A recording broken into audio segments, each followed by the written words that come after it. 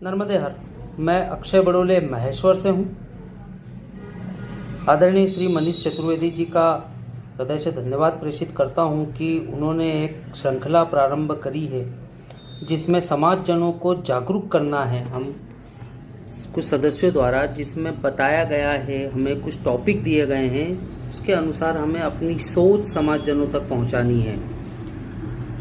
आदरणीय श्री मनीष चतुर्वेदी जी ने बताया कि मुझे एक टॉपिक है वित्तीय साक्षरता और स्वास्थ्य बीमा या जीवन बीमा होना क्यों आवश्यक है, इसे हमें क्यों करवाना चाहिए, इससे हमें क्या क्या फ़ायदे हो सकते हैं, इस पर मुझे कुछ विचार प्रेषित करना है। मनीष भाई, आप बहुत अच्छा काम कर रहे हैं। हम सभी आपको अप्रिशिएट करते हैं और साधुवाद प्रेषित करते हैं। आपने जो ये श्रृंखला प्रारंभ करी है या विचार आप लेकर समाजजनों तक पहुंचाना चाह रहे हैं जिससे कुछ बदलाव हो सके, तो इस पर मेरा इतना कहना है कि आज वर्तमान में वित्तीय साक्षरता होना बहुत ज़रूरी है, पुरुषों के लिए भी और महिलाओं के लिए भी। मैंने अभी पूर्व में आदरणीय श्रीमती अर्चना शास्त्री जी को सुना, उन्होंने जो बातें कहीं उस हिसाब से हमारे घरों में जो महिलाएं हैं उनको इस बारे में थोड़ा सा कम ही पता है, या वर्तमान में जो बहनें और माताएं कॉरपोरेट से या जॉब लाइफ से जुड़ी हैं तो उन्हें थोड़ा बहुत पता रहता है। बाकी अधिकतर तो महिलाओं को इस बात की जानकारी ही नहीं होती है कि कितने बीमे लिए गए हैं या करवाना चाहिए। जैसे अर्चना दीदी ने बताया था कि एक महिला को पता ही नहीं था कि कितनी राशि का बीमा उनके हस्बैंड ने करवा रखा है, और वो जब एक्सपायर हो गए तो उस राशि का कई दिनों तक उनको लाभ मिल ही नहीं पाया क्योंकि वो अनभिज्ञ थे उस मामले से। स्वास्थ्य बीमा होना हमारे लिए इसलिए ज़रूरी है कि जब भी इन दैट केस अगर हमारे परिवार में कोई बीमार होता है या कुछ होता है तो सीधा का सीधा आप एक हॉस्पिटल, उनके कुछ टाई अप रहते हैं जिसमें जाके आप इलाज करवा सकते हैं और पूरा खर्च बीमा कंपनी पे करती है। एक अनुमानित उसकी लागत आती है कि आप अगर करवा रहे हैं 30 से 35 वर्ष अगर आपकी उम्र है और आप अपने परिवार के लिए मतलब हस्बैंड, वाइफ और बच्चे उसमें कवर हो रहे हैं तो 3 से 5 लाख तक का सम इंश्योर्ड है अगर, तो आपको वो किस्त पड़ेगी 10,000 या 12,000 के आसपास, बहुत अच्छी कंपनी का अगर लेते हैं तो। स्वास्थ्य बीमा हम इसलिए नहीं लेते कि यार क्या करेंगे, 12,000 रुपये कौन इन्वेस्ट करेगा। मैं आपको ये बताना चाहूँगा कि 12,000 आज आपको ज़्यादा लग रहे हैं, लेकिन अगर गलती से भी आप किसी हॉस्पिटल, भगवान ईश्वर ना करे कभी किसी को ऐसी ज़रूरत पड़े, पर अगर हमें उसका मुंह देखना पड़ता है या हॉस्पिटल जाना पड़ता है तो उस समय वो रकम बहुत छोटी हो जाती है। मतलब हॉस्पिटल में घुसते के साथ में रिसेप्शन पे ही आपसे 12,000 की रकम तो रखवा ही लेगा वो, अब बाकी का खर्च अलग। तो अगर आप 5 साल, 7 साल, 8 साल लगातार 12,000 भर भी देते हैं ना, तो बड़ी मुश्किल से आप 1 लाख तक रुपए भरेंगे। लेकिन अगर गलती से किसी गंभीर सी बीमारी की चपेट में आ गए या कुछ हो गया तो वो जो खर्च बीमा कंपनी वहाँ पर उठाएगी हॉस्पिटल में, वो आपको लगेगा कि यार मैंने जो भरा वो उससे डबल मेरे को रिकवर हो गया, एक तरीके से आपको ऐसा लगेगा। पर अगर ये नहीं है आपके पास और अचानक से आपको बोल दिया जाए कि 4 लाख से 5 लाख आपको पे करना पड़ेगा, तब आपको इसका पता चलेगा कि यार अगर मैं 12,000 रुपये भर रहा था तो मेरे को कोई मुश्किल नहीं होता।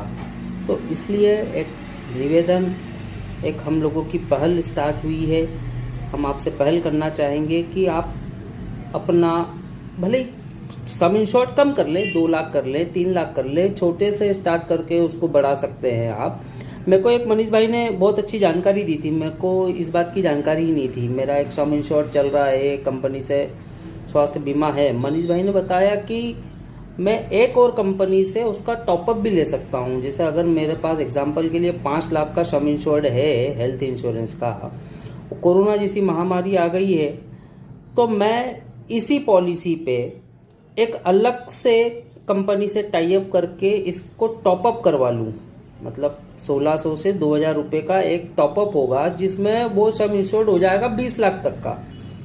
अगर इन दैट केस किसी हॉस्पिटल में ज़रूरत पड़ी तो वो 5 लाख तक का प्राइमरी खर्च तो जिस कंपनी से मैंने करवाया है वो उठा लेगी, लेकिन अगर इससे ऊपर गया मेरा तो वो टॉपअप काम आएगा उस समय।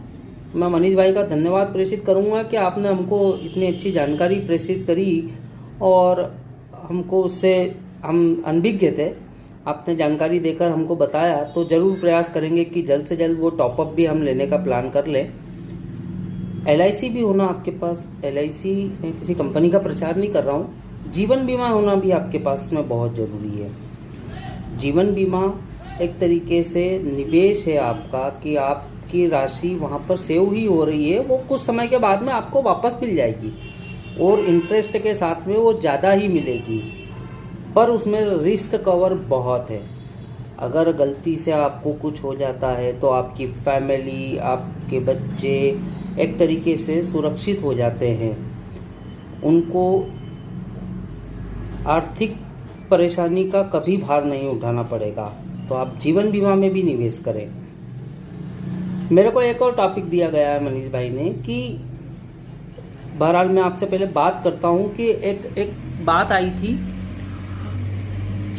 स्वास्थ्य बीमा लोग क्यों नहीं करवाना चाहते हैं। एक बार में आपको प्रीमियम पे करना होती है, उसमें 10,000 से 12,000, तो कई सदस्य इसलिए पीछे हट जाते हैं।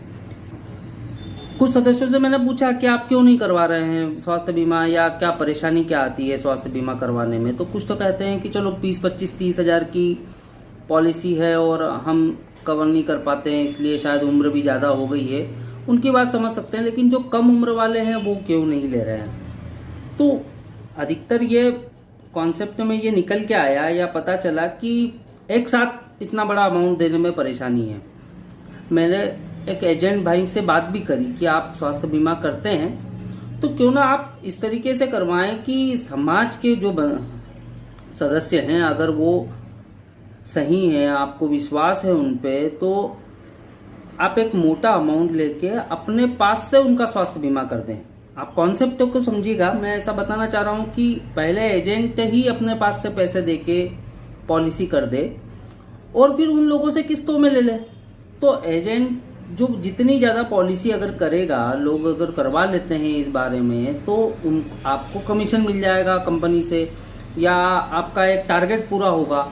और अगर आपने निवेश कर दिया है मान लो 10 या 12 लोगों में और 1 लाख 1.5 लाख रुपए आपका चले गया है, तो वो आपको किस्तों में उधर से वापस आ रहा है, तो एक आपकी क्रेडिटिबिलिटी उस कंपनी में बन जाएगी कि आपने इतने इंश्योरेंस करवाए हैं। दूसरा, हमारे समाज के सदस्य सिक्योर हो जाएंगे।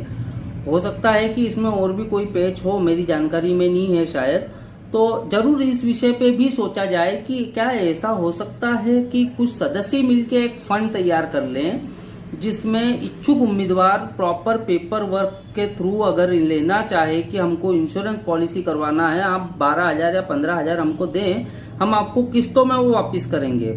तो इसके ऊपर एक पहल होना चाहिए, या तो एक फंड तैयार कर लिया जाए। कुछ संस्थाएं चलती हैं, जैसे महेश्वर इकाई में एक नारमदी महिष्मती हितवर्धनी करके संस्था चलती है जो समाजजनों को 60,000 रुपये तक का अधिकतम लोन प्रोवाइड करती है, और उस लोन को फुलफिल भी समाजजनों के द्वारा बहुत अच्छे तरीके से माह की 5 तारीख तक फिल किया जाता है। बहुत ही सिस्टमेटिक काम चल रहा है महेश्वर में। मैं साधुवाद देना चाहूँगा महिष्मती हितवर्धनी के समस्त सदस्यों को, उसके अध्यक्षों को, उसके कार्यकर्ताओं को, कि उन्होंने एक इतनी अच्छी योजना महेश्वर में लागू करके रखी हुई है कि महेश्वर के समाजजनों को कभी भी आर्थिक रूप से परेशान होने की ज़रूरत नहीं पड़ती है। मैंने खुद ने वहाँ से लोन लिया हुआ है, 20,000 का लोन मेरा भी निकला हुआ है। और आपको जानकर खुशी होगी कि मेरी एक पॉलिसी थी जो फिल करना थी, उसके लिए मैंने वहाँ से लोन पिक करा और वो पॉलिसी भर दी, और अब मैं किस्तों में उनको हर माह की 5 तारीख पे दे देता हूँ। तो इस तरह की कुछ योजनाएं अगर समाज लागू करे इकाई स्तर पे या पहल हो, तो हमारे समाजजनों को काफ़ी लाभ होगा। ऐसी ये संस्थाएं कई जगह चल भी रही है, जैसे खरगोन में है और भी कुछ जगहों पे सुनने में आया हुआ है। तो मैं सभी को धन्यवाद प्रेषित करना चाहूँगा। बहरहाल मेरे से मनीष भाई ने जानना चाहा कि नारमदी सेवा न्यास के बारे में आप थोड़ा सा बताएं। नारमदी सेवा न्यास महेश्वर चिकित्सा के लिए ही एक बनाया गया संकल्प है या प्रकल्प है। पंजीकृत संस्था है। श्रीमान अजय जोशी जी और उनके कुछ साथियों द्वारा ऐसा विचार किया गया कि डे बाय डे या हर कुछ दिनों में व्हाट्सएप पे पोस्ट पढ़ने में आ जाती थी कि वो समाजजन आर्थिक रूप से पीड़ित है और उनको चिकित्सा के लिए यहाँ पर ज़रूरत है। तो फिर होता था काम शुरू। हर व्हाट्सएप ग्रुप पे वो मैसेज भेजा जाता था और एक लिस्ट बना दी जाती थी। समाजजन उस लिस्ट के अकॉर्डिंग उसमें दान करते थे। अब इसमें भी दो बातें आती है कि उनको ज़रूरत कितनी थी, राशि कितनी गई। कभी कभी इस केस में ऐसा होता था कि ज़रूरत 20,000 की है, राशि ज़्यादा पहुंच गई, फिर उस राशि का क्या करें। कभी कभी ऐसा होता था कि ज़रूरत 2 लाख की है, राशि 5,000 पहुंची, अब क्या करें।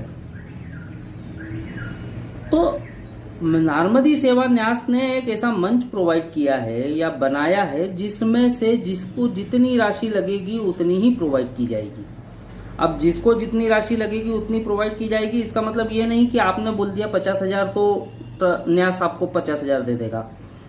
न्यास में एक पूरा वो बना हुआ है सिस्टम जिसके अकॉर्डिंग वर्क करता है। यहाँ के ट्रस्टीज, एक प्रबंध समिति है और एक 6 सदस्यीय टीम अलग से बनाई गई है।